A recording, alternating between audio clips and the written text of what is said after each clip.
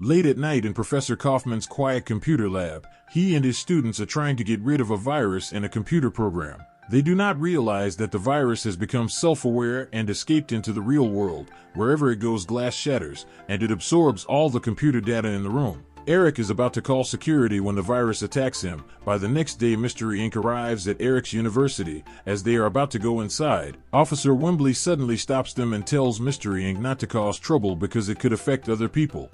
Scooby-Doo does not listen and even imitates Wembley's actions, which makes Wembley form a negative impression of Mystery Inc., especially of Scooby-Doo. Eric then leads Mystery Inc. to the computer lab. As soon as Scooby-Doo and Shaggy see the giant tomato, they want to take a bite, but Bill stops them in time because it is grown in radioactive soil. After that, Scooby-Doo and Shaggy want to try Eric's new game, but Professor Kaufman objects and says that no one is allowed to play the game until they solve the problem. Eric also introduces Mystery Inc. to Professor Kaufman and explains that they are the prototypes of the characters he created in the game. Professor Kaufman then explains that he is currently dealing with a mystery. He has created a laser that can project real objects into cyberspace and materialize virtual objects into the real world. This means they can transport objects from the real world into the computer world and back again. It sounds amazing until a virus escapes. The virus wipes out all the data from the computers in the room simply by moving near them. It also has the ability to control and manipulate electronic devices. Professor Kaufman says that human civilization depends heavily on technology, and this virus could become a threat to the entire world. After hearing this, Fred wants to see how the laser works with his own eyes. Eric quickly writes the necessary code so the laser shines on a box of Scooby snacks and uploads it into the computer world. When Scooby-Doo and Shaggy see this, they feel heartbroken because they have not had a chance to eat it yet. Professor Kaufman then reveals that they created the laser in order to win a science fair with a prize of $250,000, which would be a worthy reward for their talent and hard work on the project. When Eric sees that Shaggy wants to eat the Scooby snacks, he brings the box back into the real world. Mystery Inc. immediately realizes that this must be how the virus escaped. Professor Kaufman says that besides stealing computer programs, the virus can even bring a phone to life. However, it still has a weakness. The day before, it was afraid of a magnet, just like Superman is weakened by kryptonite. Even though the security staff searched the entire university, they cannot find the virus, which means it could be anywhere in the school. Eric suggests that they lure the virus back here so he can use the laser to send it into the computer world again. As soon as Scooby-Doo and Shaggy hear this, they realize the job is meant for them and refuse. However, when they see the Scooby snacks, they agree to help. Professor Kaufman then gives each of them a super strong magnet and explains that if they bring it close to the virus, it will weaken. After that, Mystery Inc. begins to take action and quickly splits into smaller groups to search more effectively. Fred, Velma, and Daphne are checking the basement when the virus suddenly appears.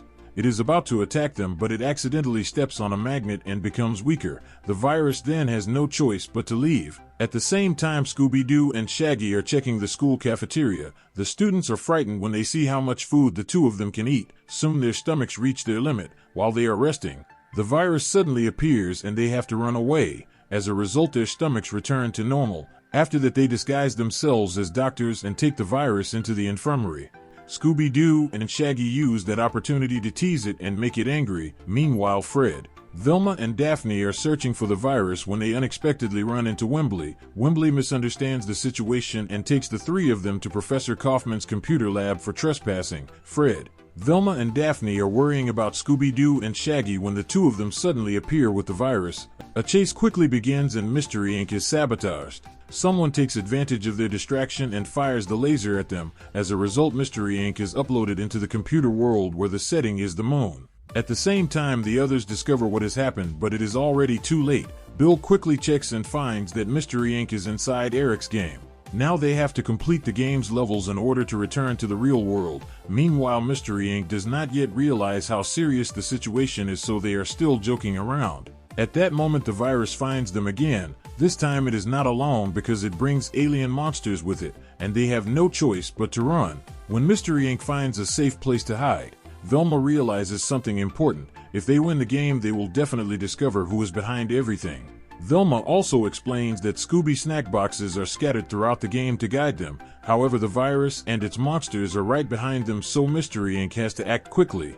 Although they now have an off-road vehicle with patterns similar to the Mystery Machine, they still cannot escape the virus. Before long they reach a Scooby snack box, but the virus does not stop chasing them.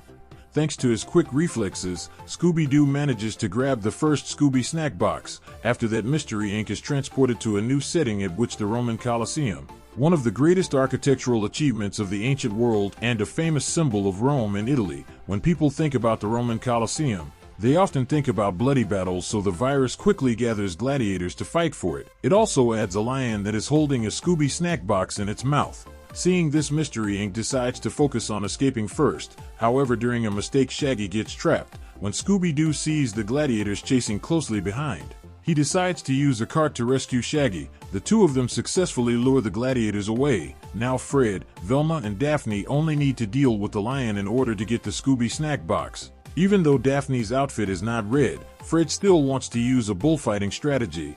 As soon as the lion charges forward, Velma and Daphne open a door and trap it inside. Meanwhile, the gladiators knock Scooby-Doo and Shaggy down. The two of them quickly get up, run away, and reunite with the others. Suddenly, two spears fly toward them, and Fred tells Scooby-Doo and Shaggy to use them to lure the gladiators away again. While Scooby-Doo and Shaggy act as bait, Fred successfully retrieves the Scooby snack box. Soon Mystery Inc. moves on to the third level, when Scooby-Doo and Shaggy see a dense forest around them. They think this level will be easier, however they do not realize that this forest is set in prehistoric times. The virus soon appears riding on the back of a dinosaur, so Mystery Inc. has to look for another place to hide. Fortunately, there is a narrow forest path ahead and the dinosaur is forced to stop. Not long after that, Mystery Inc. finds a cave, but they still cannot find the Scooby snack box. They also run out of firewood, so Scooby-Doo and Shaggy have to go outside to look for more. While searching, they not only find firewood but also discover that a volcano is about to erupt. They immediately try to warn the others. However, instead of panicking, Velma believes that the Scooby snack box is inside the volcano based on a drawing they found in the cave. Since the path to the volcano is very long, Mystery Inc. decides to ride a mammoth. Before long, they reach the foot of the mountain, but the virus has already discovered their location. With no other way to escape, Mystery Inc. has to climb the mountain. There they see a baby flying dinosaur that is trapped. Scooby-Doo does not hesitate to take the risk and rescue it, and by doing so he finds the Scooby snack box. Just as lava is about to flow down, the baby flying dinosaur pulls Scooby-Doo up in time. With the Scooby snack box in their possession, Mystery Inc. moves on to the next level. This time they are underwater. Just as a shark chases after them, Mystery Inc. quickly grabs a box of Scooby snacks. As they move forward, the levels become more and more difficult. In one level, Mystery Inc. is shrunk down in size. In another, they have to face samurai warriors. There is even a level where they encounter Egyptian mummies. Although they go through many different stages, Mystery Inc. eventually reaches the final level. Eric says that this is the hardest level because no one has ever beaten it, not even him as the programmer. While Mystery Inc. looks around, they see an old woman nearby. They are about to ask her for directions when she reveals herself as the virus. Seeing this, Mystery Inc. quickly looks for a place to hide and runs into a shop. They do not expect that inside they will meet their cyber doubles. The two groups are identical in both appearance and personality. After they introduce themselves, Velma reminds everyone that Mystery Inc. still needs to find the Scooby snack box. When Cyber Mystery Inc. hears this, they ask why that is necessary. At that moment, Velma realizes that the virus is not part of the game, so it has no reason to attack Cyber Mystery Inc. As soon as she mentions it, the virus appears. The two groups immediately use the Mystery Machine to escape. Cyber Mystery Inc. explains that they know where the Scooby snack box is, but every time they reach it, they are sent back to the starting point. Now that Mystery Inc. has brought the virus into this level, Cyber Mystery Inc. wants to help them defeat it. After that, Cyber Mystery Inc. leads them to an arcade area. They see a baseball player practicing and go up to talk to him. Without realizing that it is the virus in disguise, the virus quickly hits a baseball toward both groups and forces them to run away. This time the virus does not act alone. The monsters that Mystery Inc. defeated in earlier levels reappear, and before long both groups are surrounded. These are no longer disguised villains but actual monsters. Mystery Inc. and Cyber Mystery Inc. have no choice but to run, because each member now has a counterpart who is just like them. They are able to work together and defeat the monsters one by one.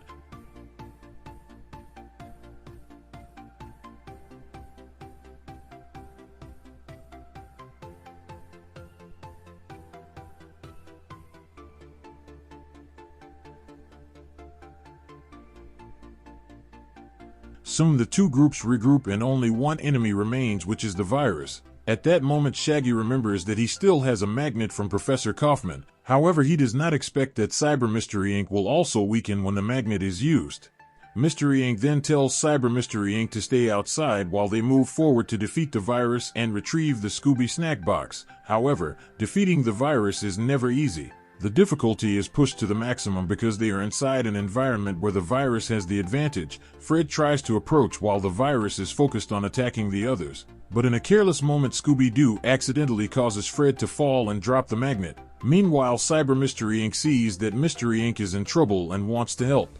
But they run into the monsters again. Everyone runs away except for Cyber Scooby-Doo. He steps forward without hesitation and becomes the bait.